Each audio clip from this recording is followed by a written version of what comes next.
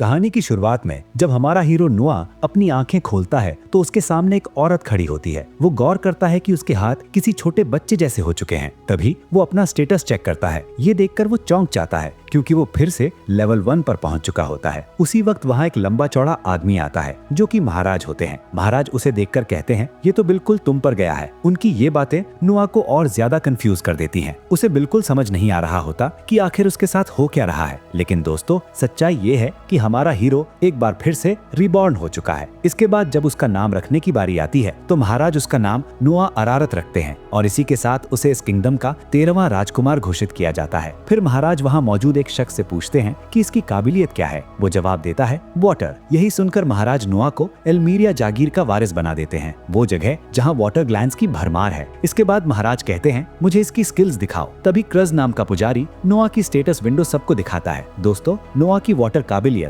SS rank की निकलती है। इसे देखकर खुद नोआ भी हैरान रह जाता है और वहाँ मौजूद सारे लोग भी दंग रह जाते हैं क्योंकि कोई भी इंसान जन्म से S रैंक का नहीं होता। और इसी के साथ हमारे हीरो नोआ की कहानी शुरू होती है जहाँ वो एक नोबल प्रिंस के रूप में प्रीकॉर्नेट हुआ होता है। इसके बाद हमें बताया जाता है कि ये मीरस एम्पायर वॉरियर्स का एक नेशन है जो एक बहुत बड़ी पहाड़ी रेंज में फैला हुआ है। इस एम्पायर में बेहद अमीर लोग रहते हैं और यहाँ के एम्परर के 10 से भी ज्यादा बेटे हैं जिन्हें इंपीरियल प्रिंस कहा जाता है। फिर हम देखते हैं कि नोआ अब 6 साल का हो चुका है। बाकी लोगों को उसकी स्टेटस विंडो कुछ इस तरह दिखाई देती है, लेकिन नोआ खुद अपनी स्टेटस में कुछ अलग देखता है। उसे E+S नजर आता है और ये उसकी S रैंक वाटर काबिलियत को दिखाता है। लेकिन नोआ के पास एक और खास शक्ति भी होती है। जितने ज्यादा लोग नोआ पर भरोसा करेंगे और उसके सबऑर्डिनेट बनेंगे, नोआ उतना ही ज्यादा ताकतवर होता जाएगा। सबसे बड़ी बात यह है कि उसकी ताकत की कोई लिमिट नहीं है, यानी वो जितना चाहे उतना पावरफुल बन सकता है। तैयार होने के बाद उसकी मेड्स उसकी तारीफ करने लगती हैं। वो कहती हैं कि नोआ कितना अच्छा बच्चा है और बाकी बच्चों से बिल्कुल अलग है। इसके बाद जब नोआ नाश्ता कर रहा होता है तभी एवेलियन नाम की एक मेड आकर बताती है कि क्राउन प्रिंस और 4th प्रिंस उससे मिलने आए हैं। ये सुनते ही नोआ अपने भाइयों से मिलने के लिए निकल पड़ता है। और दोस्तों,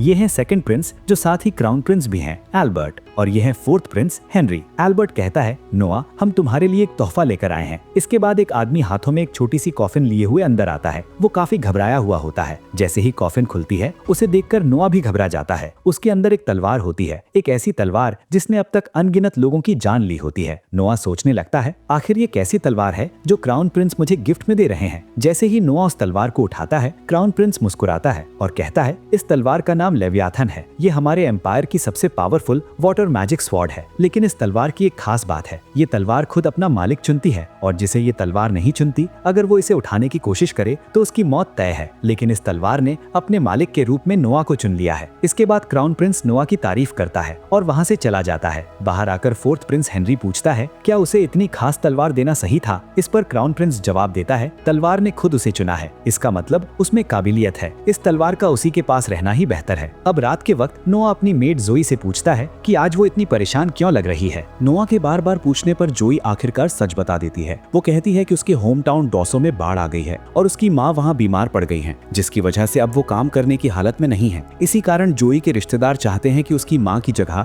जोई रेड लाइट एरिया में काम करे। ये सुनते ही नोआ शांत लेकिन सख्त आवाज में कहता है, क्यों ना हम तुम्हारी माँ को इसी मैंशन में ले आएं, यहाँ उनके लायक काफी काम है। वो आगे कहता है, कैपिटल के वेस्टर्न आउटस्कर्ट में एक छोटा सा घर भी है, तुम वहाँ अपनी माँ के साथ आराम से रह सकती हो। नोआ की ये बात सुनते ही जोई की आंखों से आंसू निकल आते हैं। वो तुरंत अपने घुटनों पर बैठ जाती है और नोआ का दिल से शुक्रिया अदा करती है। नोआ अपने मन में सोचता है, ये कई सालों से मेरी सेवा कर रही है, मैं ये नहीं देख सकता कि मेरी सर्वेंट रेड लाइट एरिया में काम करे, ये मेरे उसूलों के खिलाफ है। इसके बाद नोआ अपने बटलर डायलन को बुलाता है और कहता है, जोई के होम टाउन डॉसो में बाढ़ आ गई है। मैं चाहता हूँ कि तुम वहाँ जितनी हो सके उतनी जमीन खरीदो ताकि हम ज्यादा से ज्यादा लोगों की मदद कर सकें। लेकिन डायलन जवाब देता है, मास्टर, वहाँ जमीन खरीदने के लिए हमें करीब 7 लाख रैन की जरूरत पड़ेगी। इसके बाद हमें बताया जाता है कि कैपिटल में एक आम इंसान की सालाना कमाई सिर्फ 120 रैन होती है और नोआ के जो रिटेनर्स हैं उनकी सालाना इनकम करीब 8000 रैन है। अगर नोआ अपनी पूरी संपत्ति भी जोड़ ले तो भी उसके पास सिर्फ 5 लाख रैन ही होंगे, यानी लेकिन अभी भी 2 लाख रन की कमी है। इसलिए नोआ फैसला करता है कि वो साउथ में मौजूद अपनी जमीन बेच देगा। डायलन कहता है, लेकिन मास्टर वो जमीन तो महाराज ने आपको गिफ्ट में दी थी, उनकी इजाजत के बिना उसे बेचना आपके लिए मुश्किल खड़ी कर सकता है। नोआ जवाब देता है, अपने लोगों की खुशी के लिए मैं थोड़ा दर्द सहने को तैयार हूँ। ये सुनकर डायलन भावुक हो जाता है और नोआ का शुक्रिया अदा करता है, क्योंकि वो भी उसी गांव से है जहां से जोई आती है। अगले दिन जब नोआ अपने काम में लगा होता है, तभी फोर्थ प्रिंस हेनरी उससे मिलने आते हैं। वो पूछते हैं, क्या तुम कहीं बाहर जा रहे हो? नोआ बताता है, मैं डॉसो नाम के टाउन में जमीन खरीदने जा रहा हूँ। इसके बाद हेनरी पूछते हैं, क्या तुम्हें उस तलवार से कुछ महसूस हो रहा है? नोआ कहता है, नहीं, मुझे कुछ भी महसूस नहीं हो रहा। इस पर हेनरी बताते हैं, जितना मैं जानता हूँ वो तलवार खुद अपना मालिक चुनती है और अपने मालिक के अलावा किसी की बात नहीं सुनती। जो भी लोग उसे जबरदस्ती हथियाने की कोशिश करते हैं वो मारे जाते हैं। इसीलिए हेनरी चेतावनी देते हैं, उस तलवार का इस्तेमाल मत करना, वरना तुम्हारी जान भी जा सकती है। अगले सीन में हम देखते हैं कि ये लोग डोसो विलेज पहुंच चुके हैं। यहाँ नोआ डायलन से कहता है, तुम गवर्नमेंट ऑफिस जाओ और इस गाँव की पूरी लिस्ट लेकर आओ, हम इन लोगों को रहने के लिए एक नई जगह देंगे। फिर वो जोई से कहता है, तुम मेरे साथ चलो। इसके बाद दोनों खुद को छुपाकर गांव के अंदर जाते हैं। वहां वो देखते हैं कि एम्पायर की तरफ से गांव के गरीब लोगों में खाना बांटा जा रहा है। लेकिन जब नोआ खुद उस खाने को चेक करता है तो उसे एहसास होता है कि खाने के नाम पर वहां सिर्फ पानी है। तभी वहां लोकल गवर्नमेंट ऑफिसर गैरिल इंस्पेक्शन के लिए आता है। खाना बनाने वाले लोग उससे कहते हैं, लॉर्ड गैरिल, आपके हिस्से का खाना आपके मैंशन में भिजवा दिया गया है। इतना सुनते ही नोआ आगे आता है और कहता है, तो मतलब तुम गाँव वालों का खाना चुरा रहे हो? इस पर गैरिल तंज भरी आवाज में कहता है, बच्चे, तुम्हें नहीं लगता कि तुम अपनी हैसियत से ज्यादा बोल रहे हो? मैं तो इन भिखारियों की मदद कर रहा हूँ, इन्हें खाना खिलाकर। और ये कहते हुए गैरिल और उसके साथी हंसने लगते हैं। तभी नोआ शांत लेकिन सख्त लहजे में कहता है, मुझे ऐसे लोग बिल्कुल पसंद नहीं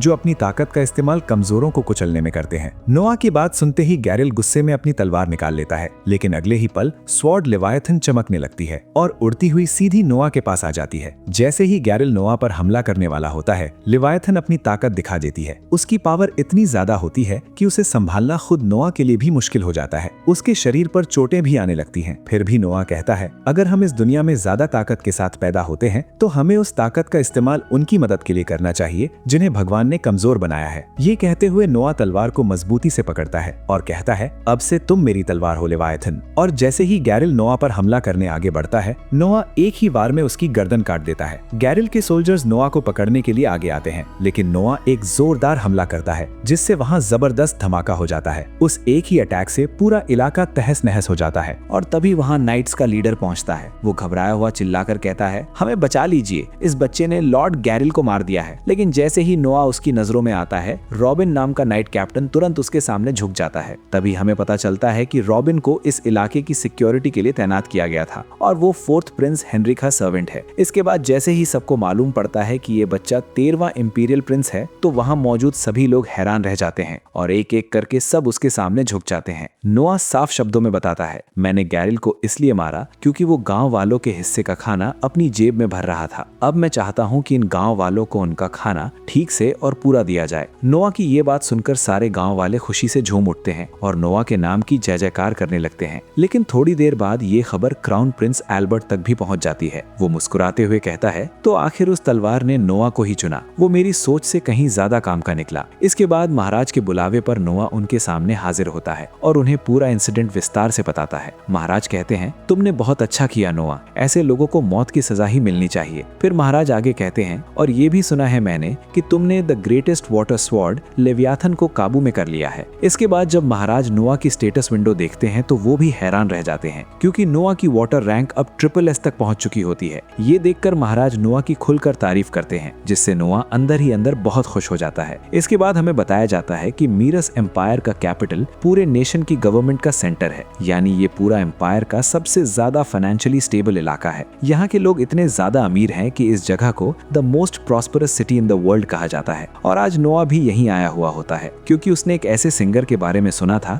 जिसकी आवाज बेहद ही सुरीली है। यहाँ नोआ जोई के काम की भी दिल से तारीफ करता है। वो हर छोटी से छोटी बात पर ध्यान देती है और अपने काम में बेहद ब्रिलियंट है। इसके बाद नोआ उस जगह पहुंचता है जहाँ वो सिंगर परफॉर्म कर रही होती है। वो ऊपर से उस लड़की को गाते हुए देखता है। तभी जोई बताती है, इसका नाम एलिस है और ये गाने की कला में काफी ज्यादा माहिर है। लेकिन तभी ऑडियंस में से एक आदमी स्टेज की तरफ बढ़ता है और ताने मारते हुए कहता है, तुम्हें नहीं लगता कि यहाँ गाना गाकर तुम अपना वक्त बर्बाद कर रही हो? इस तरह गाकर तुम अपने पिता का कर्ज कभी नहीं चुका पाओगी। इसके बाद वो टकलू एलिस को गलत तरीके से छूते हुए कहता है, तुम्हारा फिगर तो काफी अच्छा अच्छा है, मेरे पास एक और तरीका है जिससे तुम अपने पिता का कर्ज बहुत जल्दी उतार सकती हो। लेकिन तभी नोआ आगे आता है और सख्त आवाज में कहता है, क्या तुम लोग ये भूल चुके हो कि इंपीरियल लॉ 67 आर्टिकल 2 में साफ लिखा है कि बच्चों को अपने पेरेंट्स का कर्ज चुकाने की कोई जरूरत नहीं होती, और जो तुम इसके साथ करने की कोशिश कर रहे हो वो सीधा सीधा क्राइम है। इतना सुनते ही वो टकलू गुस्से में नोआ की कॉलर पकड़ लेता है और उसे गालियां देने लगता है। तभी नोआ तलवार निकालता है और एक ही झटके में उस टकलू और उसके गुंडों को घायल कर देता है। डर के मारे वो तीनों वहां से भाग निकलते हैं। इसके बाद नोआ एलिस से कहता है, अगर ये लोग तुम्हें फिर से परेशान करें तो सीधे मुझे बताना। तभी वहां मौजूद सभी लोग ये जानकर हैरान रह जाते हैं कि ये छोटा सा बच्चा असल में एक इंपीरियल प्रिंस है। इसके बाद नोआ एलिस से कहता है, मैं तुम्हारे बारे में जानता हूँ, तुम्हें अपनी माँ के इलाज का खर्च खुद उठाना पड़ता है, कैसा रहेगा अगर तुम मेरे लिए काम करो? नोआ एलिस से कहता है, मैं तुम्हें हर महीने 25 रेन दूंगा, तुम बस अपनी सिंगिंग स्किल्स को और बेहतर बनाती रहो। ये सुनते ही एलिस खुशी से झूम उठती है और मुस्कुराते हुए नोआ को थैंक्स कहती है। इसके बाद जब नोआ अपने मैंशन वापस पहुंचता है तो वो गेट पर कुछ लोगों को खड़ा देखता है। वो पूछता है, ये लोग कौन है? एवेलियन बताती है कि ये खुद को लेंडर्स बता रहे हैं। उन्हें देखते ही नोआ पहचान जाता है कि यही वो लोग हैं जो पहले एलिस को परेशान कर रहे थे,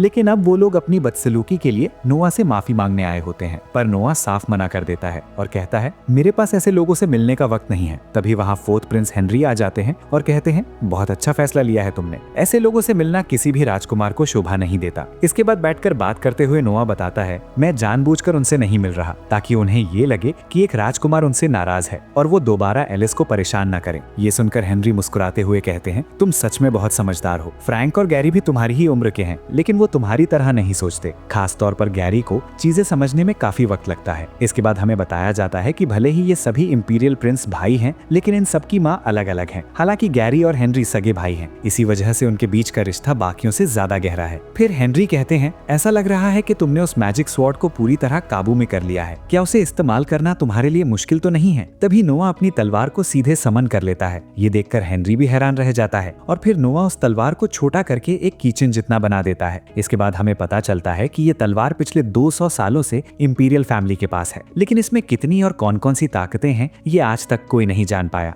अब हम देखते हैं कि मैंशन के बाहर झुके हुए वो लोग वहीं खड़े रहते हैं। रात हो जाती है और वो टकलू गुस्से में नोआ को बुरा भला बोलने लगता है। तभी वहाँ हेनरी और नोआ पहुंच जाते हैं। नोआ की तलवार के प्रेशर से ही वो टकलू कांपने लगता है और घुटनों के बल झुक जाता है। अगले सीन में हम देखते हैं कि नोआ किसी खास जगह पहुंचता है। लगता है वो किसी पार्टी में आया है और उसके साथ होता है रेडॉक नाम का एक आदमी। नोआ के आते ही सभी लोग तालियां बजाने लगते हैं और उसकी जमकर तारीफ करते हैं। फिर सबको ये जानकर हैरानी होती है कि नोआ के पास national treasure the strongest sword Leviathan है, वही तलवार जो क्राउन प्रिंस ने उसे गिफ्ट में दी थी। लेकिन तभी भीड़ में से एक आदमी कह देता है, ये शायद नकली तलवार होगी। इसके बाद नोआ अपनी तलवार की ताकत दिखाता है। ये देखकर वहाँ मौजूद सभी लोग डर से सहम जाते हैं। रेडॉक नोआ की तारीफ करते हुए कहता है, आप वाकई कमाल हैं और आपकी तलवार की ताकत तो हैरान कर देने वाली है। अब सभी को यकीन हो जाता है कि यही असली लेविएथन है और जो आदमी नोआ को ताना मार रहा था वो अब तक डरा हुआ खड़ा रहता है। इसके बाद कई लोग नोआ को ग्रीट करने आते हैं। यहाँ बड़े बड़े लोग मौजूद होते हैं, बड़े बिजनेसमैन, बड़े ट्रेडर्स। तभी नोआ एक बाप बेटी को देखते ही पहचान लेता है कि वो लड़की अडॉप्टेड है। वो आगे और भी बातें बताता है, जैसे कि वो लड़की पहले एक गुलाम रह चुकी है। इस पर वो आदमी कहता है, आप बिल्कुल सही कह रहे हैं, मैंने इसे गुलाम के तौर पर खरीदा था, लेकिन ये बहुत समझदार है, इसलिए अब मैं इसे अपनी बेटी की तरह सिखा रहा हूँ। नोआ कहता है, आपकी बातें सुनकर मुझे अच्छा लगा, मैं आपको कभी अपने मैंशन में बुलाऊंगा। ये सुनकर वो बाप बेटी नोआ का शुक्रिया अदा करते हैं और वहाँ से चले जाते हैं, क्योंकि नोआ ने उन्हें खास तवज्जो दी थी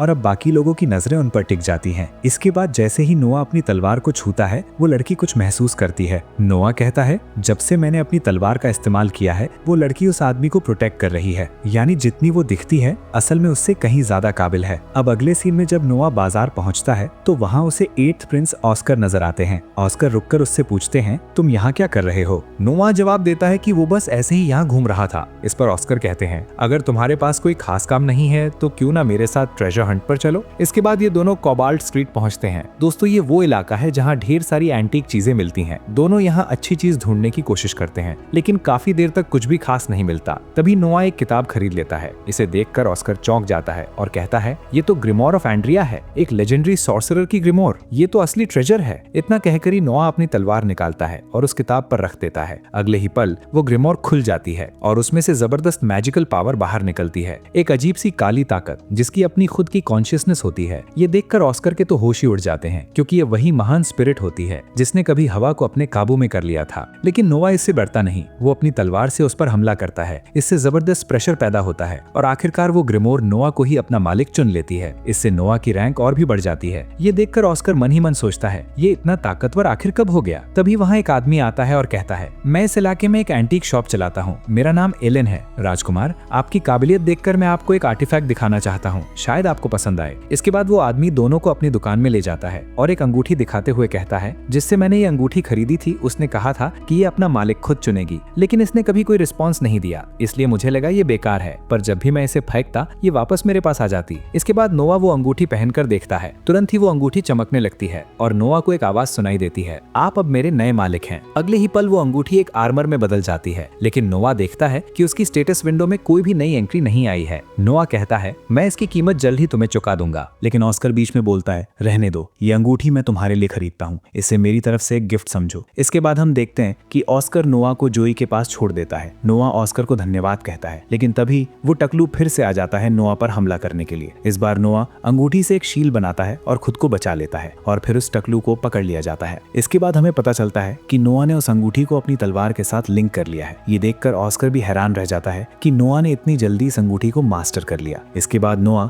एलिस की परफॉर्मेंस देखने आता है और हमें ये भी पता चलता है कि जिस टकलू ने नोआ पर हमला किया था उसका खेल अब खत्म हो चुका है। लेकिन यहाँ एलिस के साथ फिर से एक आदमी छेड़खानी करने लगता है और एलिस को लेकर दो लोगों के बीच लड़ाई शुरू हो जाती है। तभी बीच में नोआ पहुंचता है और अपनी तलवार से दोनों को सबक सिखा देता है। डर के मारे वो दोनों वहां से भाग जाते हैं। इसके बाद नोआ हॉल के ओनर से कहता है, इन लोगों को दोबारा अंदर मत आने देना। लेकिन ओनर जवाब देता है, ऐसे लोगों की वजह से ही मेरा बिजनेस चलता है, अगर मैंने इन्हें रोक दिया तो मेरा नुकसान हो जाएगा। इस पर नोआ कहता है, तो फिर मैं तुम्हारा ये बिजनेस खरीदता हूँ। और ये कहकर नोआ उसे 1000 रहन दे देता है। एलिस घबराते हुए कहती है, प्रिंस, मैं आपका ये कर्ज कैसे चुका पाऊंगी, आप मुझ पर इतने एहसान कर रहे हैं। नोआ मुस्कुरा कर कहता है, मुझे तुम्हारी आवाज पसंद है, तुम बस गाती रहो, यही तुम्हारा कर्ज है। ये सुनकर खुशी के मारे एलिस की आंखों से आंसू निकल आते हैं और पहली बार हमें उसकी खूबसूरत आंखें खुलकर देखने को मिलती हैं। इसके बाद नोआ अपनी जगह पर बैठ जाता है और एलिस दोबारा गाना शुरू करती है। नोआ मन ही मन कहता है, मैंने सही सोचा था, ये लड़की किसी खजाने से कम नहीं है। अब अगले सीन में जब नोआ तैयार हो रहा होता है तो उसे बताया जाता है कि गवर्नर जनरल ऑफ होलजॉय डेड मार्ले उससे मिलने आए हैं। नोआ कहता है, उन्हें अंदर आने दो। इसके बाद हमें बताया जाता है कि रॉयल फैमिली में जब भी कोई प्रिंस पैदा होता है तो उसे एक जागीर दी जाती है ताकि वो छोटी उम्र से ही शासन करना सीख सके और उस जागीर में रहने वाले लोग उसी प्रिंस को अपना राजा मानते हैं। एल्मीरिया जागीर में पैदा हुआ डेड मार्ले भी नोआ को ही अपना राजा मानता है। इसके बाद दोनों के बीच बातचीत होती है। हमें पता चलता है कि करीब 1.5 साल पहले नोआ और डेड की पहली मुलाकात हुई थी जब महाराज ने डेड को गवर्नर जनरल नियुक्त किया था। नोआ पूछता है, जितना मुझे पता है तुम्हें होलजॉय टाउन भेजा गया था बाढ़ के बाद वहाँ की हालत संभालने के लिए। हमें बताया जाता है कि होलजॉय एक ऐसा इलाका है जहाँ फसलें बहुत अच्छी होती हैं, लेकिन पानी के पास होने की वजह से वो अक्सर बाढ़ में डूब जाता है और अब डेड एक बड़ी समस्या लेकर आया होता है। डेड बताता है, हमें काफी समय से फंडिंग नहीं मिली है, इसी वजह से सारा काम रुका पड़ा है। ये सुनकर नोआ डेड को मिनिस्टर ऑफ फाइनेंस के पास ले जाता है। हाँ, वही मोटा टकलू, उसका नाम मैवरिक है। नोआ पूछता है, आखिर डेड को उसके काम के लिए फंड क्यों नहीं मिल रहा, मैं इसकी वजह जानना चाहता हूँ। मैवरिक जवाब देता है, होलजॉय टाउन में हर साल बाढ़ आती है, इसलिए हमारे अच्छे महाराज ने वहाँ का टैक्स लगभग खत्म कर दिया है और मुझे लगता है उन्हें अपने काम के लिए उसी टैक्स से बचने वाले पैसों का इस्तेमाल करना चाहिए। इस पर नोआ कहता है, महाराज ने उनका टैक्स इसलिए माफ किया था क्योंकि उनके पास पैसे ही नहीं थे और जब उनके पास पैसे ही नहीं है तो वो इस्तेमाल आखिर किसका करेंगे। अब मैवरिक बोलता है कि इस वक्त हमारे पास इन्हें भेजने के लिए बिल्कुल भी पैसे नहीं हैं। आपको याद ही होगा हमारे महाराज दिन ब दिन और ज्यादा उम्र दराज होते जा रहे हैं, इसी वजह से हम उनके लिए समर्स के लिए खास विला बनवा रहे हैं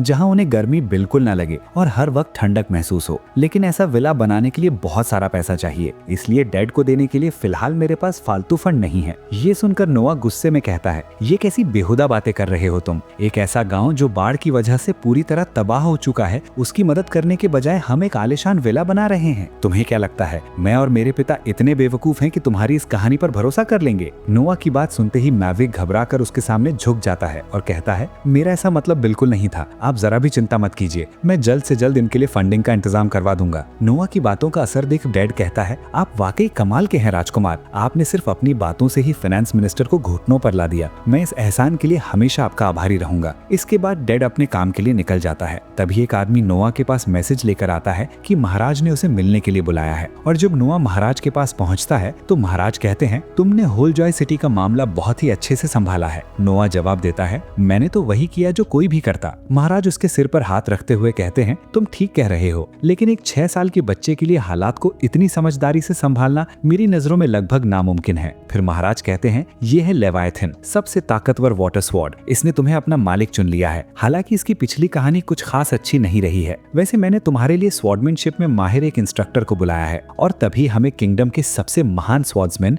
डेमियन नोबल दिखाई देते हैं। महाराज कहते हैं अब तुम इनसे तलवारबाजी सीखोगे। लेकिन तभी डेमियन बोलता है, महाराज अगर आपकी इजाजत हो तो मैं राजकुमार के साथ एक छोटा सा मुकाबला करना चाहूंगा ताकि मैं उनकी काबिलियत को समझ सकूं। इसके बाद डेमियन नोआ से कहता है, राजकुमार आप जैसे चाहे मुझ पर हमला कर सकते हैं। जैसे ही नोआ हमला करता है डेमियन उसे बड़ी आसानी से रोक लेता है और तभी नोआ के दिमाग में लेवायथन की पुरानी यादें आने लगती हैं। उसे दिखता है कि इसका पिछला मालिक इसे कैसे इस्तेमाल करता था। अगले ही पल नोआ पलटवार करता है और डेमियन की तलवार को दूर उड़ा देता है। ये देख डेमियन हैरान होकर कहता है, महाराज मुझे माफ कर दीजिए, राजकुमार को सिखाने की काबिलियत मुझ में नहीं है। भले ही ये सिर्फ 6 साल के हैं लेकिन इनमें एक असाधारण प्रतिभा है। ये सुनकर महाराज हंसते हुए कहते हैं, तुम सच में गजब हो नोआ। क्या ख्याल है अगर मैं तुम्हें इस साल होने वाले नाइट सिलेक्शन एग्जाम का हेड बना दूं? नोआ तुरंत कहता है, मैं आपकी उम्मीदों पर खरा उतरूंगा महाराज। इसके बाद हमें बताया जाता है कि नाइट सिलेक्शन एग्जाम एक बड़ा इवेंट होता है जिसमें पूरे एम्पायर से लोग हिस्सा लेते हैं। इसी एग्जाम के जरिए एम्पायर के लिए नए वॉरियर्स चुने जाते हैं। इसमें 2 लोग आपस में लड़ते हैं और जो जीतता है उसे फाइनल बैटल के लिए कैपिटल बुलाया जाता है।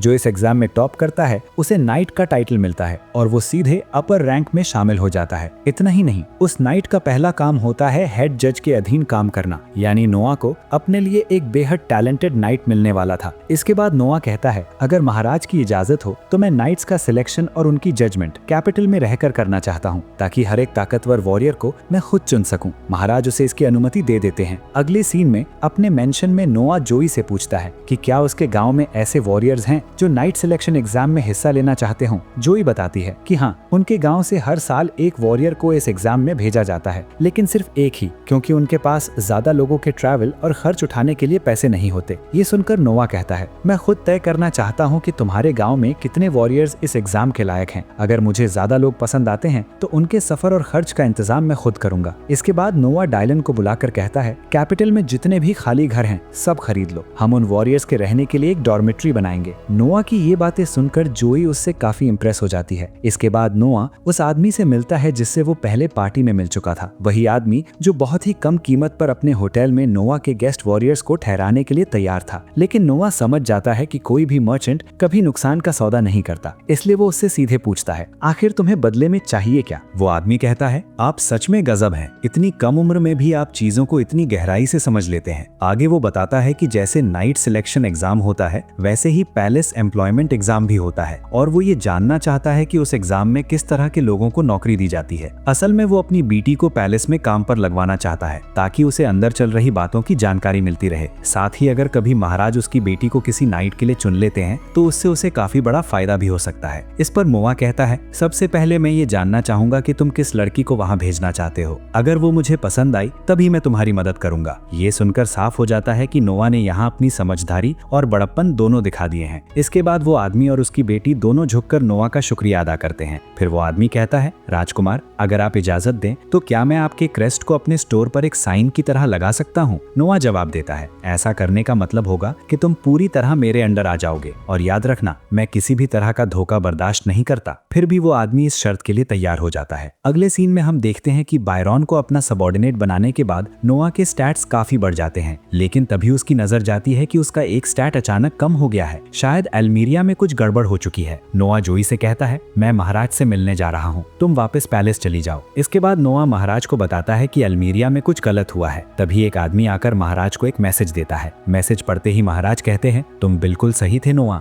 एल्मीरिया में कुछ लोगों ने विद्रोह कर दिया है। तुम्हें क्या लगता है कितने लोग होंगे? नोआ थोड़ी देर सोचकर कहता है, मुझे लगता है इस वक्त उनका ग्रुप बहुत बड़ा नहीं होगा। महाराज कहते हैं, इस विद्रोह में करीब 5000 लोग शामिल हैं और ये सब तुम्हारी जागीर में हुआ है, तो क्या तुम खुद इस विद्रोह का सामना करोगे? नोआ जवाब देता है, मैं अभी इतनी बड़ी जिम्मेदारी संभालने के लिए बहुत छोटा हूँ, बेहतर होगा कि आप मेरे किसी बड़े भाई को वहाँ भेज दें। महाराज कहते हैं, मुझे तुमसे ऐसे जवाब की उम्मीद नहीं थी, लेकिन ठीक है, जैसा तुम कह रहे हो वैसा ही करेंगे। बताओ किसे भेजना चाहिए? नोआ 4th प्रिंस हेनरी का नाम सुझाता है क्योंकि उसे हेनरी की काबिलियत पर पूरा भरोसा था। महाराज कहते हैं, बहुत अच्छा। अगली सीन में हम नोआ और हेनरी को एक घोड़ा गाड़ी में बैठे हुए देखते हैं जो किसी जगह जा रहे होते हैं। हेनरी कहता है, मुझे लगता है तुम्हें ये लड़ाई खुद लड़नी चाहिए थी, मुझे पूरा यकीन है कि तुम जीत जाते और ये तुम्हारे लिए एक बड़ी अचीवमेंट भी बनती। नोआ कहता है, हो सकता है मैं जीत जाता, लेकिन मेरे आदेशों की वजह से बहुत सारे सोल्जर्स मारे जाते, घोड़े। इतना कहते ही नोआ को कुछ अजीब सा महसूस होता है और वो घोड़ा गाड़ी रुकवा देता है। दोस्तों,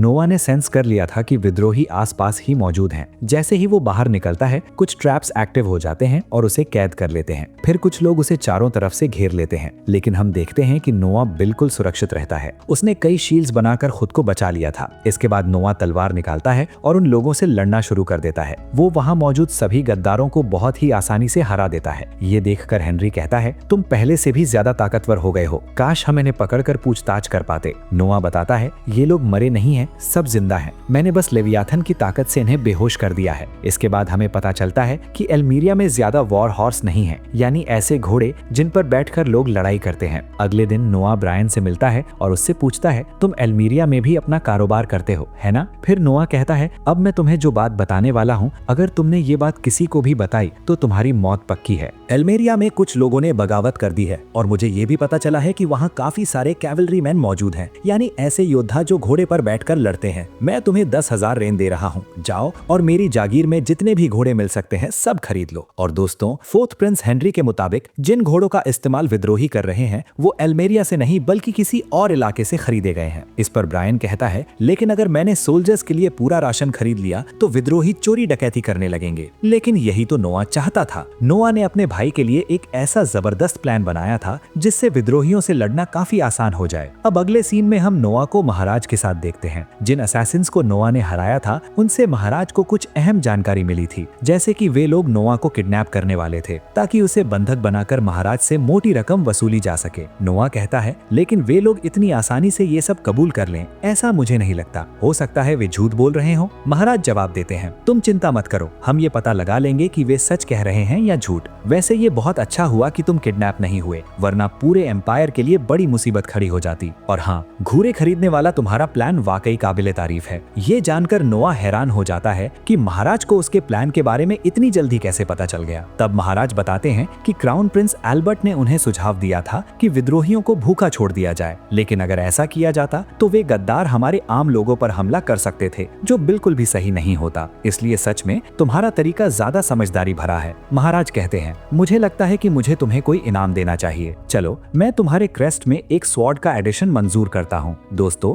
एडेड स्वॉर्ड एक वॉरियर का खास सिंबल होता है और महाराज की इजाजत के बिना ऐसा सिंबल बनाना सीधी मौत की सजा के बराबर होता है। लेकिन अगर खुद महाराज इसकी अनुमति दे दें तो ये सबसे बड़े सम्मान में से एक माना जाता है। इसीलिए नोआ यहाँ महाराज का शुक्रिया अदा करता है। इसके बाद नोआ ब्रायन से मिलता है जो उसका इंतजार कर रहा होता है। ब्रायन बताता है कि नोआ ने जो काम उसे सौंपा था वो उसने पूरा कर दिया है। वो आगे कहता है कि विद्रोहियों का लीडर कारफून नाम का शख्स है। कारफून ऐसा इंसान है जो अपने मकसद को पूरा करने के लिए किसी भी हद तक जा सकता है। इसीलिए ब्रायन नोआ को सावधान रहने की सलाह देता है। तभी एक मेड आकर नोआ को बताती है कि मेन गेट पर एक घायल आदमी आया है जो आपको एक अर्जेंट रिपोर्ट देना चाहता है। इसके बाद नोआ उस आदमी से मिलता है। वो कहता है, मैं अल्मेरिया के अडोरा इलाके में एक नाइट के तौर पर सेवा करता हूँ। मैं आपको ये बताने आया हूँ कि अल्मेरिया में विद्रोह शुरू हो चुका है और उन लोगों ने हम पर हमला कर दिया है। नोआ कहता है, मुझे ये जानकारी देने के लिए धन्यवाद। अब इनका इलाज करवाओ और इनाम के तौर पर इन्हें 500 नहीं पूरे 1000 रन दिए जाएं। ये सुनकर ब्रायन नोआ से कहता है कि ये खबर इतनी खास नहीं थी, फिर भी आप इतना बड़ा इनाम क्यों दे रहे हैं? नोआ जवाब देता है, वो सिर्फ एक मामूली नाइट है जिसने अपनी जान जोखिम में डालकर मुझे ये खबर दी। कम से कम उसकी वफादारी की कीमत तुम्हें चुका ही सकता हूँ। अब शाम के वक्त जोई थोड़ी घबराई हुई नोआ के पास आती है। वो उसे पैसों की एक थैली देती है जिसमें 500 रन होते हैं। इसके साथ ही वो एक स्लीपिंग ड्रग भी दिखाती है। जोई बताती है कि ये दोनों चीजें उसे एक ऐसे आदमी ने दी थी जिसे वो नहीं जानती। उस आदमी ने कहा था कि वो ये ड्रग नोआ की चाय में मिला दे और बदले में उसने जोई को ये 500 रन दिए थे। नोआ तुरंत समझ जाता है कि ये सब गद्दारों की चाल है, लेकिन वो जोई से पूछता है, तुम ये सब चीजें मेरे पास क्यों लेकर आई? जोई कहती है, आपने मेरे लिए, मेरी माँ के लिए और मेरे गाँव के लिए इतना कुछ किया है, मैं आपको धोखा नहीं दे सकती थी। उन लोगों ने कहा था कि अगर मैंने उनका काम नहीं किया तो वे मुझे मार देंगे, फिर भी मैं आपको धोखा नहीं दे सकती थी। ये सुनकर नोआ जोई को इनाम देता है। वो कहता है, ये वाकई काबिले तारीफ है कि तुमने मेरा भरोसा नहीं तोड़ा। तो रिवॉर्ड के तौर पर उन्होंने तुम्हें जो रकम दी थी मैं उसमें बस 1 0 और जोड़ रहा हूँ। और हाँ, इसके साथ एक और काम है जो तुम्हें मेरे लिए करना होगा। ये सुनकर जोई पूछती है, बताइए राजकुमार, मुझे आपके लिए क्या करना होगा? नोआ कहता है कि वो ये ड्रग पी लेगा, उसके बाद जब वो बेहोश हो जाए तो जोई उसे उन लोगों तक पहुंचा दे और फिर तुरंत वहां से भाग जाए। दोस्तों, लगता है नोआ ने पहले से ही एक पूरा प्लान बना लिया है। अब अगले सीन में हम देखते हैं कि नोआ का किडनैप हो चुका है। जब उसे होश आता है तो उसके हाथ पैर बंधे हुए होते हैं, लेकिन नोआ के पास उसकी अंगूठी और उसकी तलवार दोनों मौजूद होती है। वो बड़ी आसानी से रस्सियों को काट लेता है। इसके बाद लेवायथन की मेमोरीज की मदद से वो देखता है कि उसके साथ क्या हुआ था। उसके बेहोश होने के बाद कुछ लोग आए थे जिन्होंने उसे घोड़ा गाड़ी में डालकर यहाँ तक पहुँचाया था। अब नोआ उन गद्दारों से लड़ने के लिए आगे बढ़ता है। उसे देखकर वे कहते हैं, पिछली बार तो तुम्हें तुम्हारे भाई ने बचा लिया था, इस बार कोई नहीं आएगा तुम्हें बचाने। लेकिन नोआ बिना किसी परेशानी के एक असासिन को खत्म कर देता है। वो कहता है, लगता है तुम लोगों को मरने की कुछ ज्यादा ही जल्दी है। इसके बाद नोआ उन सबसे भिड़ जाता है। वो अपनी तलवार से एक एक करके सभी को गिराता चला जाता है। थोड़ी ही देर में कई सारे सैनिकों के साथ जोई भी वहां पहुंच जाती है। तब हमें पता चलता है कि नोआ ने जोई से छुपे रहने को कहा था, लेकिन जोई को नोआ की इतनी चिंता हो रही थी कि वो खुद सैनिकों को लेकर उसकी मदद के लिए आ गई। इसके बाद नोआ आदेश देता है, इन सबको बंदी बना लो। लेकिन तभी एक असासिन की तलवार जमीन पर गिर जाती है। एक सोल्जर उसे उठाने ही वाला होता है। तभी नोआ जोर से चिल्लाकर उसे रोक देता है। वो सबको थोड़ा पीछे हटने को कहता है, क्योंकि नोआ को उस तलवार से बेहद खतरनाक काली ताकत महसूस हो रही थी। उस तलवार पर एक श्राप लगा हुआ था और लेवायथन की मदद से नोआ इसे साफ साफ सेंस कर पा रहा था। इसके बाद नोआ अपनी तलवार निकालता है और कहता है, शायद ये काम तुम्हारे लिए आसान रहेगा अगर तुम सच में स्ट्रॉन्गेस्ट वाटर स्वॉर्ड हो। तभी लेवायथन अपनी पूरी ताकत रिलीज करती है। तेज रफ्तार से आसमान चीरते हुए वो अंतरिक्ष तक पहुंचती है। वहां जाकर वो एक शख्स को खत्म कर देती है। शायद वही इंसान इस पूरे खेल का मास्टरमाइंड था। इसके बाद अगले सीन में नोआ महाराज से मिलता है। महाराज उसकी जमकर तारीफ करते हैं। वे कहते हैं, कल रात विद्रोहियों का लीडर मारा जा चुका है और मुझे पता है ये काम तुम नहीं किया है। अपने लीडर की मौत के बाद बाकी विद्रोहियों ने भी आसानी से हथियार डाल दिए। जो भी इस विद्रोह में शामिल थे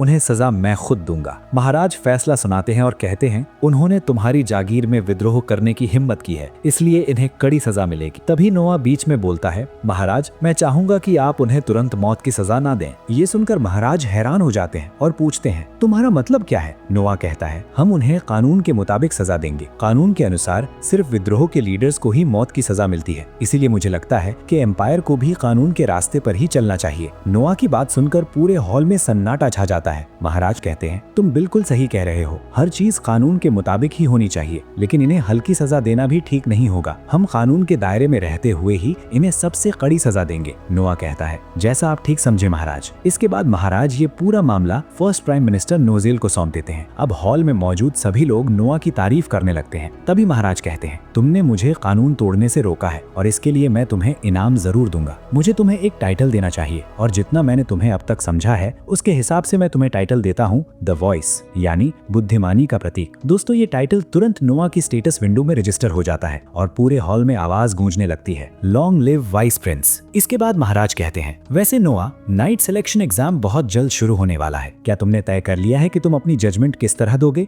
नोआ बताता है कि उसके पास एक प्लान है। अगले सीन में वो महाराज को पूरा तरीका समझाता है। नोआ एक शख्स से कहता है कि वो उस पर हमला करे। वो एक शील्ड बनाकर उस हमले को रोक लेता है। इसी तरह वो बाकी लोगों के अटैक भी रोकता है। फिर नोआ कहता है, मैं सभी पार्टिसिपेंट से मुझ पर हमला करने को कहूंगा और मैं इसी बात पर उन्हें जज करूंगा कि उनका अटैक मेरी डिफेंस के कितने करीब तक पहुंच पाता है। महाराज कहते हैं, तरीका तो अच्छा है लेकिन इसमें रिस्क काफी ज्यादा है। अगर किसी का अटैक तुम्हारी डिफेंस तोड़ दे तो तुम घायल हो सकते हो। नोआ जवाब देता है कि वो इसके लिए पहले से पूरी तैयारी कर चुका है। ये सुनकर महाराज मुस्कुराते हुए कहते हैं, वाकई तुम बहुत समझदार हो, आखिरकार तुम मेरे बेटे हो। नोआ बस सिर झुकाकर महाराज को धन्यवाद कहता है। इसके बाद हमें एक मैंशन दिखाया जाता है। यहाँ फर्स्ट प्राइम मिनिस्टर नोजेल महाराज से कहते हैं, महाराज मुझे लगता है आप राजकुमार नोआ को अपना उत्तराधिकारी बनाना चाहते हैं। महाराज जवाब देते हैं, मैं चाहता तो हूँ लेकिन चाहकर भी ऐसा नहीं कर सकता क्योंकि कानून इसकी इजाजत नहीं देता। लेकिन इसमें कोई शक नहीं कि उस लड़के में गजब की काबिलियत है। ऊपर से उसकी तलवार, उसमें बेहद खौफनाक ताकत छुपी हुई है। पुरानी कथाओं के अनुसार लेवियाथन पर एक सील लगी है और उस सील को कभी नहीं तोड़ा जाना चाहिए वरना कयामत आ सकती है। लेकिन मुझे लगता है कि नोआ अलग है, वो उस तलवार को संभाल सकता है। आगे हम देखते हैं कि नाइट सिलेक्शन एग्जाम शुरू हो चुका है। इस एग्जाम को पास करने के लिए बहुत सारे लोग यहाँ पहुंचे हैं। नोवा के लिए ढोल नगाड़ों तक का इंतजाम किया गया है और सिक्योरिटी भी काफी टाइट है। तभी एक आवाज आती है, एग्जामिनी नंबर 20 आगे आइए। उसी वक्त एक लड़की बताना शुरू करती है कि नाइट सिलेक्शन एग्जाम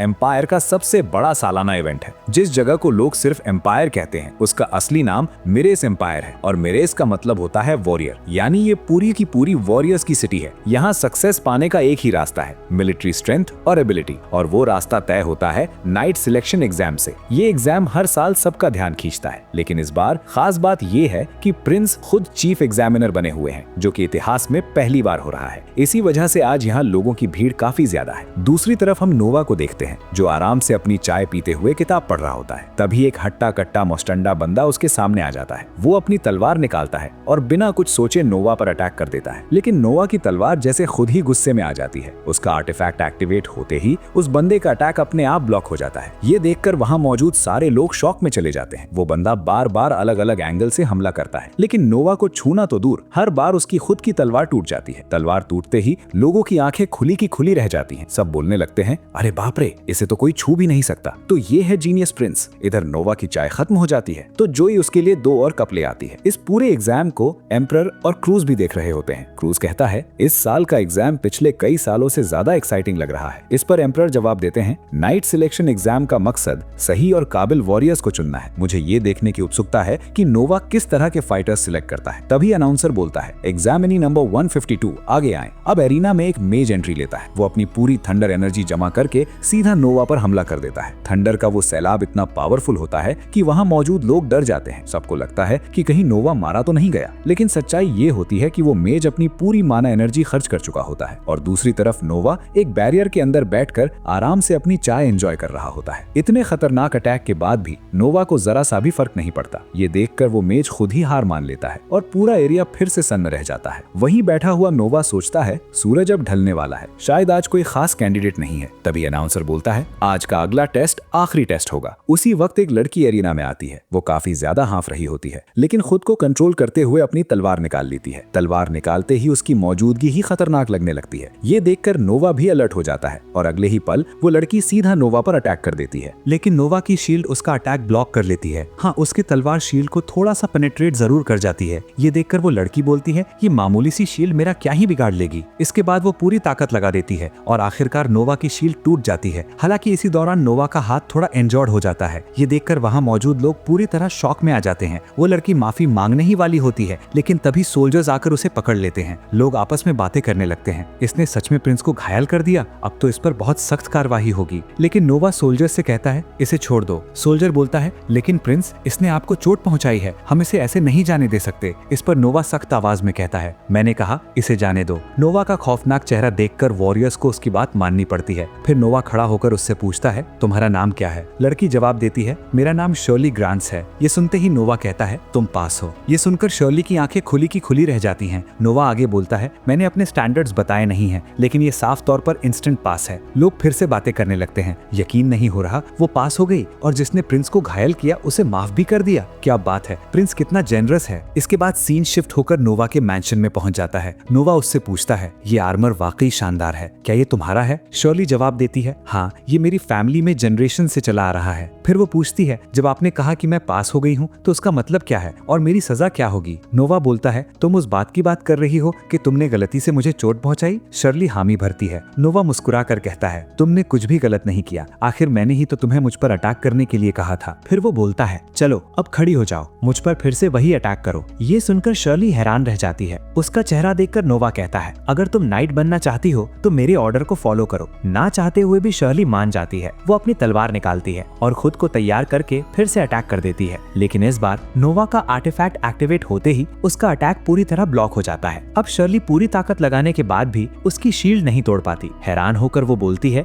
ये क्या है, ये टूट क्यों नहीं रही? नोवा जवाब देता है, अगर मैं सच में तुम्हारा अटैक रोकना चाहता तो मैं पहले भी रोक सकता था, तुमने मुझे गलती से चोट नहीं पहुंचाई। वो आगे कहता है, एक नाइट का काम होता है ऑर्डर को मानना। मैं बस ये देखना चाहता था कि तुम मेरे ऑर्डर को ईमानदारी से फॉलो करोगी या नहीं। मुझे ऐसे नाइट की जरूरत है जो डरकर पीछे ना हटे। मुझे चोट पहुंचाने के बाद भी तुम 2 बार पूरी ताकत से मुझ पर अटैक करने आई, इसका मतलब है तुम में वो बात है। नोवा की ये बातें सुनकर शर्ली भावुक हो जाती है। वो पूछती है, क्या आपका रेजोल्यूशन इतना स्ट्रांग है? फिर वो अपनी तलवार जमीन पर रखकर पूरी सम्मान के साथ कहती है, मैं शर्ली ग्रांट्स अपनी पूरी जिंदगी आपके प्रति अटूट वफादारी की कसम खाती हूँ। ये सुनकर नोवा अपने मन में सोचता है, अच्छा, ये वही ड्रामेटिक जेस्चर है जो मैंने नाटकों में देखा था। भले ही इसे ऑफिशियल डिक्लेरेशन ना मिला हो, लेकिन इसके इरादे साफ हैं। फिर वो अपने स्टैट्स चेक करता है और कहता है, इससे मेरे स्टैट्स काफी बढ़ गए हैं। मतलब जब भी कोई इंसान या वेपन मेरे साथ जुड़ता है तो मेरे स्टैट्स बूस्ट हो जाते हैं। उसी वक्त जोई अंदर आती है और कहती है, मैं डॉक्टर को ले आई हूँ। ये एम्परर का पर्सनल डॉक्टर है, इनका नाम गुड क्रॉय है। इस पर नोवा कहता है, इतना करने की जरूरत नहीं थी। डॉक्टर इलाज करते हुए बोलता है, शुक्र है स्ट्राइक किसी हड्डी या किसी ऑर्गन पर नहीं लगी। नोवा शर्ली का चेहरा देखकर पूछता है, क्या हुआ? शर्ली कहती है, खैर, मुझे ये देखकर हैरानी हो रही है कि इंजरी का इलाज ऐसे भी किया जा सकता है। मेरे गाँव में तो कोई डॉक्टर ही नहीं है। ये सुनकर नोवा कहता है, क्या सच में? तो फिर तुम अपने बीमार और घायल लोगों का इलाज कैसे करती हो? इसके जवाब में शर्ली बताती है, हम अपने बड़ों से उनके लिए प्रार्थना करवाते हैं या फिर बीमारी की जड़ को खत्म करने की कोशिश करते हैं। ये सुनकर क्रॉय बोलता है, गरीब गाँव में ये सब काफी नॉर्मल बात है। उन दोनों की बातें सुनकर नोवा कहता है, डॉक्टर बनने का सबसे तेज तरीका यही है कि ऑपरेशनल तरीके से शुरुआत की जाए। फिर वो शर्ली की तरफ देखकर बोलता है ना शर्ली, ये तुम्हारा पहला ऑर्डर है, अपने गांव के सबसे मेहनती और सबसे समझदार लोगों को मेरे पास लाओ। और क्रॉय प्लीज उनमें से कुछ को अपना स्टूडेंट बना लो। गुड क्रॉय तुरंत इसके लिए तैयार हो जाता है, लेकिन शर्ली ये सब सुनकर पूरी तरह हैरान रह जाती है। ये देखकर नोवा आगे कहता है, सारा खर्च मैं उठाऊंगा, बस ऐसे लोग लाओ जो गाँव वालों की जाँच कर सकें और डॉक्टर की तरह काम कर सकें। नोवा की ये बात सुनकर शर्ली झुककर उसे धन्यवाद देती है, लेकिन नोवा तुरंत कहता है, नाइट्स झुककर धन्यवाद नहीं देते, तुम्हें नाइट्स के तौर तरीकों के बारे में अभी बहुत कुछ सीखना है। ये कहकर वो वहां से चला जाता है। अब सीन अगले दिन पर शिफ्ट होता है। एक कमरे में शर्ली कपड़े बदल रही होती है और तभी वो कहती है, जब तक मैं कपड़े बदल रही हूँ अपनी आंखें बंद रखना। तैयार होने के बाद वो अपना आर्मर पहनती है, फिर अपनी तलवार पीठ पर टांग लेती है। पूरी तरह तैयार होकर वो नोवा की नाइट के तौर पर अपनी ड्यूटी निभाने निकल जाती है। रास्ते में उसकी मुलाकात जोई से होती है। जोई गुड मॉर्निंग कहती है और पूछती है, क्या तुम्हें अच्छी नींद आई? शर्ली जवाब देती है, ज्यादा नहीं, अनजान कमरे में सो रही थी। वैसे लगता है कि प्रिंस के यहाँ सर्वेंट क्वार्टर्स भी काफी लग्जरी होते हैं। इतना कहकर वो आगे बढ़ जाती है। दूसरी तरफ कुछ लड़कियां आपस में बातें कर रही होती हैं। तुम्हें क्या लगता है, अगर वो ऐसा है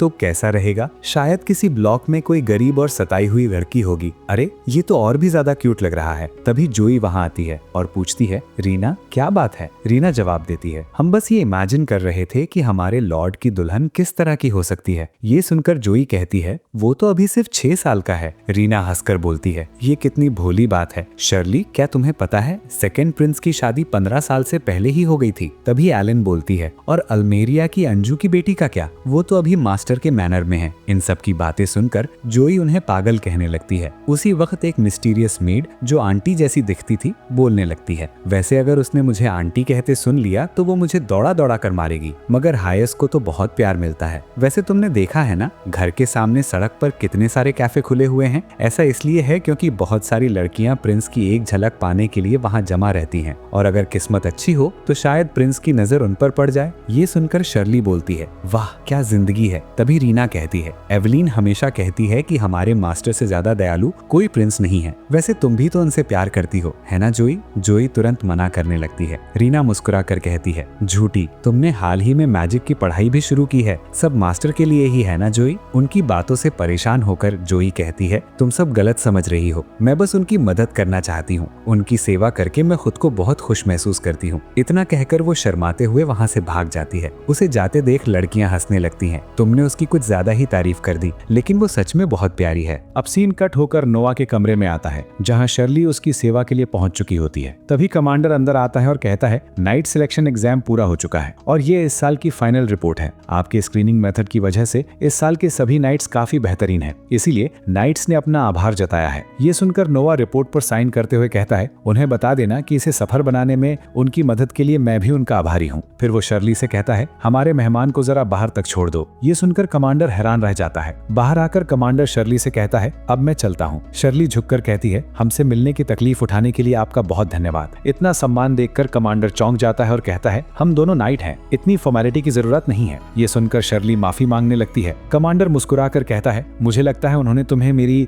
विदाई के लिए भेजा है। जाते जाते वो बोलता है, सीनियर के तौर पर मैं तुम्हें एक सलाह देना चाहता हूँ, अगर तुम उसके साथ रहोगी तो कभी गलत नहीं जाओगी, इसीलिए मेहनत करती रहो। इतना कहकर वो वहां से चला जाता है। उसके जाने के बाद शर्ली उसकी बातों से पूरी तरह सहमत होती है। अब सीन फिर से नोवा के मैंशन में शिफ्ट होता है, जहाँ एक पार्टी चल रही होती है। पार्टी में अलीसी गाना गा रही होती है। वहीं सिंडी एलन नोवा से कहती है, मुझे इनवाइट करने के लिए बहुत बहुत धन्यवाद। पायल नाइट सिलेक्शन एग्जाम की सक्सेस के लिए नोवा को बधाई देता है। सबकी बातें सुनकर नोवा कहता है, हाँ लेकिन ये पार्टी तुम दोनों को थैंक यू कहने के लिए है, तो यहाँ टाइम वेस्ट मत करो, जाओ एंजॉय करो। और यहाँ जितने भी लोग हैं ये सब 13th प्रिंस के घर से जुड़े मर्चेंट्स हैं, समझे? इस पर बैरन हंसते हुए कहता है, हाँ समझ गया, मैं जाकर कुछ दोस्त बनाता हूँ। उसी वक्त अलीसी अपना गाना खत्म करती है। पूरा हॉल तालियों से गूंज उठता है। तालियां सुनकर अलीसी मुस्कुरा देती है। उसे देखकर नोवा भी हल्की स्माइल देता है। तभी जोई घबराई हुई वहां आती और कहती है, मुझे नहीं पता था कि ये आपको देना चाहिए या नहीं, लेकिन ये आपके लिए है। ये सुनकर नोवा भी थोड़ा परेशान हो जाता है। अगले सीन में नोवा पूछता है, इस पर कुछ लिखा ही नहीं है। जोई बताती है, दरवाजे पर खड़े गार्ड ने कहा कि इसे देने वाला इंसान भाग गया, हो सकता है इसमें सीक्रेट इन्फॉर्मेशन हो, इसलिए मैंने एहतियात के तौर पर इसे ले लिया। मतलब साफ है, इस लेटर में भेजने वाले का नाम नहीं लिखा। ये सब जानने के बाद नोवा लेटर खोलने लगता है। शर्ली उसे अलर्ट रहने को कहती है, यहाँ तक कि उसकी तलवार भी रिएक्ट करने लगती है। सबको शांत कराते हुए नोवा लेटर पढ़ता है। ऐसा लगता है कि अल्मेरियन रिबेल्स के बचे हुए लोगों के बीच कुछ गड़बड़ चल रही है। ये सुनकर जोई गुस्से में कहती है, उन्होंने अब तक हार नहीं मानी। नोवा जवाब देता है, मुझे नहीं पता ये लेटर किसने भेजा है, लेकिन जिसने भी भेजा है वो अंडरवर्ल्ड की जांच करने वापस चला गया है और अब मुझे समझ आ गया ये वही सोल्जर है जिसने पहले भी रिबेल्स के बारे में बताया था। तभी जोई बोलती है, अब समझ आया, वो सच में आपकी तारीफ कर रहा था और जब उसे पता चला कि मास्टर को पहले से सब पता है तो उसने बिना कुछ कही उसकी वार्निंग मान ली। अब गाइज, अभी शायद आपको सब कुछ क्लियर न लग रहा हो, लेकिन जैसे जैसे कहानी आगे बढ़ेगी सब धीरे धीरे समझ में आ जाएगा। ये सुनकर शर्ली पूछती है, तो क्या वो अपना कर्ज चुकाने के लिए ये सब कर रहा है? नोवा गंभीर होकर कहता है, नहीं, बिना ट्रेनिंग के जासूस बनने का नाटक करना बहुत खतरनाक है। अगर वो पकड़ा गया तो उसे मार दिया जाएगा और मेरा भाई हेनरी यहीं कहीं आसपास होगा। मैं उसे मैसेज भेजूंगा ताकि वो ये सब रोक सके। इसके बाद सीन कट होकर एक कमरे में जाता है जहां वो लिफाफा टेबल पर पड़ा होता है। वहीं दूसरी तरफ नोवा बार बार उस लेटर को देख रहा होता है और धीरे धीरे और परेशान होता जा रहा होता है। कुछ देर तक यही चलता रहता है। तभी जोई अचानक पूछ लेती है, आखिर ऐसा हुआ कैसे? इस पर नोवा बोलना शुरू करता है, जैसा मैंने अंदाजा लगाया था उसका पर्दाफाश हो गया। उसके बाद उसे टॉर्चर किया गया। बस उसे बोल देना चाहिए था, लेकिन उसने मना कर दिया। इसी वजह से उन्होंने कोई रहम नहीं दिखाया। हालांकि मेरे भाई की यूनिट उसे वहां से निकाल लाई, लेकिन वो अब भी बेहोश है और इसी वजह से ये मेरी गलती है। ये सुनकर शर्ली तुरंत कहती है, नहीं, ये आपकी गलती नहीं है, वैसे भी आप कुछ कर ही नहीं सकते थे। नोवा जवाब देता है, नहीं, अगर मुझे पहले ही एहसास हो गया होता तो मैं इसे रोक सकता था। फिर वो मन ही मन सोचने लगता है, अगर मैंने एम्परर की बताई हुई इन्फॉर्मेशन और वेपन वाली सीख को सही से अपनाया होता तो ऐसा कभी नहीं होता। इतना सोचने के बाद वो जोई से कहता है, अल्मेरिया को तुरंत मैसेज भेजो, मैं कोई भी कसर नहीं छोड़ूंगा। बस उस आदमी को मरने मत देना। उसे जो भी चाहिए, पैसा, डॉक्टर, कुछ भी, मुझे तुरंत बताना। ये सुनते ही जोई वहां से चली जाती है। उसके जाने के बाद नोवा काफी परेशान हो जाता है। वो अपने मन में सोचता है, सिर्फ एक इन्फॉर्मेशन के लिए इतने वफादार इंसान को कुर्बान करना सही नहीं है। इन सब ख्यालों के बाद नोवा बाहर निकल आता है। बाहर का माहौल काफी खुशनुमा दिखाई देता है। इतनी बड़ी मार्केट देखकर शर्ली हैरानी से बोलती है, मैंने पहले कभी इतनी सारी चीजें नहीं देखी। उसे यूं भटकता देख नोवा सख्ती से कहता है, कोई डिस्ट्रैक्शन नहीं, तुम अभी ड्यूटी पर हो। ये सुनते ही शर्ली खुद को कोसती है और चुपचाप उसके पीछे चलने लगती है। चलते चलते वो पूछती है, क्या आप यहाँ कुछ खरीद में आए हैं? नोवा जवाब देता है, हाँ, मेरे भाई हेनरी के लिए, रिबेल्स को दबाने में मदद करने और उसके लेटर के लिए उसे धन्यवाद देने के तौर पर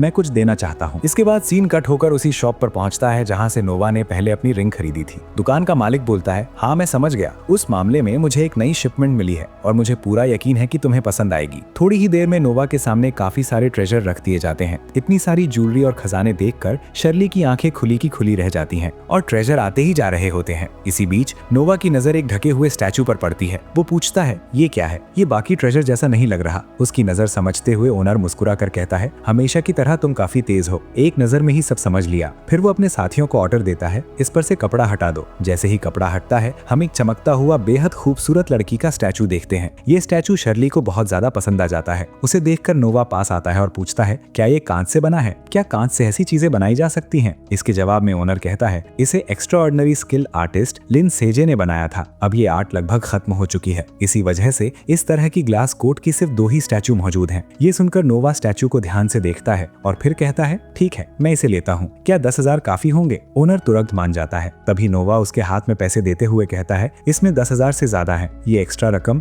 इतनी शानदार चीज दिखाने के लिए तुम्हारा इनाम है। उसी वक्त पीछे से एक आवाज आती है, अरे तुम यही हो? जब मैं दुकान में आया तो उन्होंने बताया कि तुम यहीं मिलोगे। अपने सामने 8 प्रिंस को देखकर दुकानदार आगे बढ़ते हुए कहता है, अरे ये तो हाइनेस 8 प्रिंस हैं। मेरे स्टोर में आपका स्वागत है। शर्ली उनके सामने झुक जाती है। तभी 8 प्रिंस बोलते हैं, मुझे लगा था कि शायद तुम्हें कोई अच्छा ट्रेजर मिला होगा, लेकिन ये तो क्लास कोट की स्टैचू है, मतलब ये लिंसे की है। वैसे पूरी दुनिया में इस तरह की सिर्फ 2 ही हैं और तुमने दूसरी वाले ढूंढ ली। ये सुनकर नोवा सवाल करता है, क्या तुम्हें पता है पहली वाली कहाँ है? इस पर वो जवाब देता है, वो तो मेरे पास ही है। ये सुनते ही नोवा पूरी तरह चौंक जाता है। वो आगे बढ़ता है और उस मूर्ति को उठाता है। इसे देखकर ऑस्कर हैरान रह जाता है, लेकिन नोवा सिर्फ मूर्ति उठाता ही नहीं बल्कि उसे तोड़ भी देता है। ये देखते ही तीनों की आंखें खुली की खुली रह जाती हैं। तभी नोवा बोलता है, चिंता मत करो, पेमेंट अब भी तुम्हारी ही है और ये पैसा उस परेशानी के लिए है। पहली मूर्ति तो मिल चुकी है, लेकिन दूसरी टूट चुकी है, इसलिए एक अफवाह फैला दो। कपाल स्ट्रीट के आसपास ठीक रहेगा। उसकी बात सुनकर ऑस्कर कहता है, ऐसा करने से इनकम्प्लीट रिकॉर्ड्स वाली मूर्ति की वैल्यू काफी बढ़ जाएगी। इसके जवाब में नोवा कहता है, ट्रेजर की दुनिया में जो सबसे तेज होता है वही जीतता है। शायद ये लिंसे के लिए थोड़ा डिसरिस्पेक्टफुल लगे, लेकिन अगर इससे तुम्हारी चीज और कीमती बनती है तो मुझे कोई दिक्कत नहीं। एक चीज का मौजूद होना और 2 चीजों का मौजूद होना, इन दोनों में जमीन आसमान का फर्क होता है। नोवा की ये बात सुनकर ऑस्कर कहता है, जब तक मैं बड़ा होकर अपना खुद का जिम्मेदार नहीं बन गया था तब तक मैं उस लेवल की महारत हासिल नहीं कर पाया। सीधी बात यह है, जब तक इंसान पूरी तरह आत्मनिर्भर नहीं बनता तब तक किसी भी काम में असली हुनर नहीं आ पाता। इतना कहने के बाद वो अलविदा कहता है और वहां से चला जाता है। उसके जाने के बाद नोवा शॉप ओनर से कहता है, अब मैं कोई दूसरा गिफ्ट चुनूंगा। इस पर शॉप ओनर खुशी खुशी तैयार हो जाता है। कुछ देर में शाम हो जाती है। बाहर जाते वक्त नोवा शर्ली से पूछता है, तुम किस बारे में सोच रही हो? शर्ली जवाब देती है, जब से मैंने आपको सर्व करना शुरू किया है तब से मुझे लगातार सरप्राइज ही मिल रहे हैं। आज आपने जो किया मैं उसका मतलब समझती हूँ, लेकिन इतने कीमती ट्रेजर को इस तरह बर्बाद करना? इस पर नोवा कहता है, वो तो बस एक चीज थी, असली ट्रेजर ऐसे नहीं होते। जो लोग मुझे जानकारी देने के लिए अपनी जान जोखिम में डालते हैं, जो लोग मेरी उम्मीदों पर खरा उतरने के लिए दिन रात मेहनत करते हैं, जो लोग मेरे लिए वफादारी की कसम खाते हैं और हर वक्त उपयोगी बनने के लिए अपना सब कुछ झोंक देते हैं, असल ट्रेजर लोग होते हैं और उनमें तुम भी शामिल हो। वैसे लगता है पिछले कुछ दिनों में तुमने मेरे बारे में काफी कुछ जान लिया है। इतना कहकर नोवा वहां से आगे बढ़ जाता है। नोवा की बातें सुनकर शर्ली हैरान होकर कहती है, वाओ, आप तो बिल्कुल उन ईमानदार प्रिंस जैसे हैं जिन्हें मैंने नाटकों में देखा है। मैं ईमानदारी से कहती हूँ, मैं जिंदगी भर आपका साथ दूंगी। अब सीन 6 साल आगे चला जाता है। एक कारवां नोवा के मैंशन के सामने आकर रुकता है। मैंशन की तरफ नोवा आता है। अब वो पहले से काफी बड़ा हो चुका होता है। वो सामने की ओर बढ़ रहा होता है। चारों तरफ मेड और बटलर उसके सामने झुके हुए होते हैं। चलते चलते वो तीनों कारवां के काफी करीब पहुंच जाते हैं और इसी के साथ इस पार्ट का अंत होता है। अगर ये पार्ट पसंद आया हो तो लाइक, हाइप और सब्सक्राइब जरूर करके जाना। तब तक के लिए टाटा, बाय बाय।